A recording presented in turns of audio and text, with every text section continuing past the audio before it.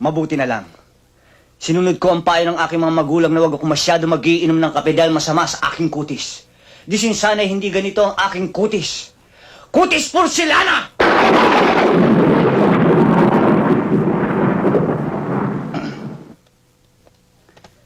At sa katawan, pag ito ang nakita ni Don Solueta, tiyak mamamatay! Si Richard Gomez sa inggit!